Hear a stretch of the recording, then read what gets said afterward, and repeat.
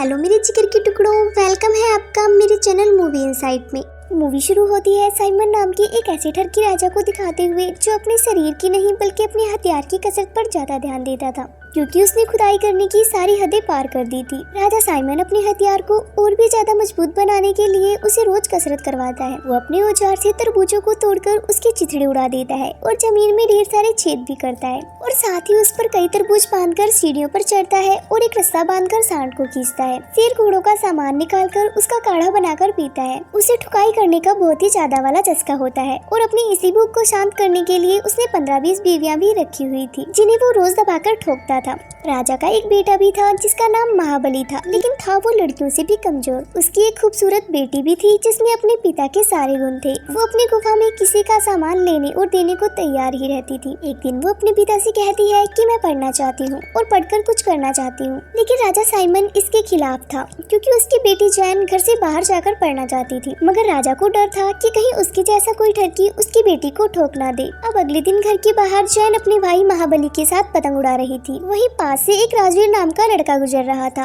अचानक उसकी और जैन की टक्कर हो गई और वो जमीन पर गिर गए। मगर नीचे गिरते ही उनकी नजर एक प्रेमी जोड़े पर पड़ती है जो कि ठुकाई कर रहे होते हैं, जिन्हें देखते ही जैन और राजवीर के शरीर में भी ठुकाई के शोले भड़क उठे, मगर किसी तरह वो खुद को शांत रखते हैं। इधर राजा अपने सैनिकों को जैन के पीछे जाने को कहता है, क्योंकि जैन अपने पिता को बिना बताए घर से बाहर आई थी। उसको गुस्से में देखकर उसकी एक बीवी उसके पास आकर कहती है, गुस्सा ना करो मेरी जान, चलो मैं तुम्हारे औजार की वर्जिश करवा के तुम्हारा सारा गुस्सा शांत कर देती हूँ। उसकी बात सुनकर राजा उसे वहीं पर ठोकने लगा, लेकिन तभी इतने में जैन आ गई और वो वहाँ हिलते हुए सामान को देखकर अपने पिता से सवाल पूछने लगती है, जिस पर राजा उसे कहता है, मैं खुदाई कर रहा हूँ, बेटी तुम जाओ यहाँ से। मगर ठरकी जैन भी जानती थी कि उसका पिता कौन सी खुदाई कर रहा है। कुछ देर बाद जैन अपनी मरी हुई माँ की तस्वीर से बात करते हुए कहती है कि मैं अपनी जिंदगी आजादी से जीना चाहती हूँ, मैं बाहर जाकर पढ़ना लिखना चाहती हूँ, लेकिन पिताजी मुझे कुछ नहीं करने देते, इसलिए मैंने घर से भागने का फैसला किया है। पर जब वो भागने की कोशिश करती है तो सिपाही उसे पकड़ लेते हैं और राजा के सामने पेश कर देते हैं। राजा साइमन पढ़ाई के लिए अपनी बेटी का जुनून देखकर उसे स्कूल जाने की आज्ञा दे देता है, लेकिन वो जैन की गुफा को एक खास तरह की पैंटी पहनाकर उसमें ताला लगा देता है, ताकि जब भी कोई अपना हथियार जैन की गुफा में डालने की कोशिश करेगा तो ये खास तरह की पैंटी उसके हथियार का काम तमाम कर देगी। अगले दिन जैन को लड़का बनाकर लड़कों के स्कूल में पढ़ने भेज दिया गया, क्योंकि उस समय में सिर्फ लड़कों को ही पढ़ने की इजाजत थी।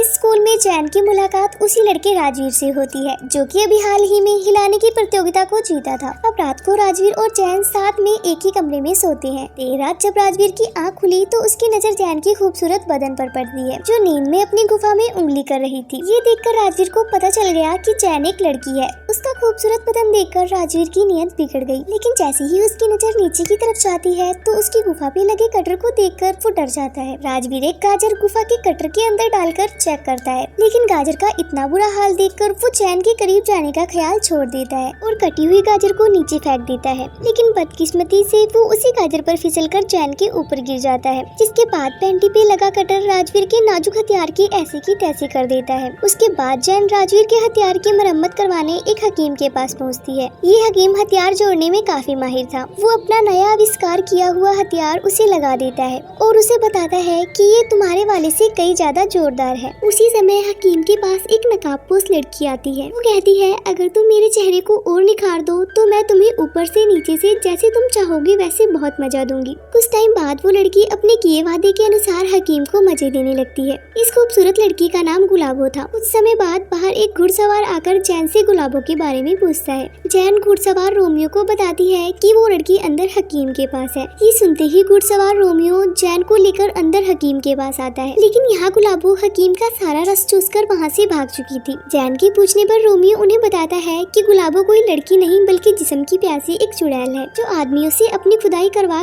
कर उन्हें मार देती है, और इस चुड़ैल को मारने का काम मुझे दिया गया है। अगर तुम दोनों को वो कहीं दिखे तो फौरन मुझे खबर कर देना। कुछ दिनों बाद राजवीर के ठीक होने पर जैन उसे अपने साथ अपने घर लेकर आती है, क्योंकि आज उसके भाई महाबली की शादी थी। महाबली की शादी पूरे रीति रिवाजों के साथ की जाती है, लेकिन जब रात में महाबली को अपनी पत्नी लाली की गुफा में अपना महाबली हथियार डालकर उसकी खुदाई करने को कहा गया तो बेचारा कुछ नहीं कर पाया। अब राजा साइमन अपने बेटे की नाकामयाबी को देखकर गुस्से से लाल हो जाता है और गुस्से में आकर वो खुद ही लाली की गुफा को खोदकर लाल कर देता है, जिसके बाद लाली उसकी रखेल बन जाती है। एक रात एक शैतान राजा की एक बीवी के साथ जबरदस्त खुदाई करके उसे मारकर चला गया। अगले दिन अपनी बीवी की ऐसी हालत देखकर राजा को लगा ये काम 4 या 5 लोगों का है, क्योंकि उसकी बीवी की दोनों गुफाओं का बहुत बुरा हाल किया गया था। पता नहीं कैसे, लेकिन राजा की एक बीवी को लाली पर शक हो गया और वो इसके बारे में जैन और राजवीर को बताती है। इसके बाद शैतान महाबली समेत राजा की कई रानियों के साथ जबरदस्ती कर उन्हें मार देता है। ये बात पूरे रजवाड़े में आग की तरह फैल गई कि कोई शैतान राजा के परिवार को खत्म करने पर तुला है। जैसे ही ये खबर रोमियो को मिलती है तो वो तुरंत राजा के पास आकर बताता है कि वो शैतान कोई और नहीं बल्कि तुम्हारी नई रखेल लाली है, जिसका असली नाम गुलाबो है। लेकिन राजा की आंखों पर तो खूबसूरती की पट्टी बंधी हुई थी, जिसकी वजह से वो गुलाबो के खिलाफ कुछ भी नहीं सुनना चाहता था। गुलाबो अपनी खूबसूरती और मगरमच्छ के आंसू बहाकर राजा को अपने जाल में फंसाए रखती है और राजा से कहती है कि मुझे लगता है कि शैतान रोमियो ही है। इसके बाद रात होते ही राजा अपने कुछ सैनिकों के साथ मिलकर रोमियो को मारने पहुंच गया। इससे पहले कि जैन उसे बचा पाती, राजा रोमियो के गले में जहरीला तीर घुसा चुका था।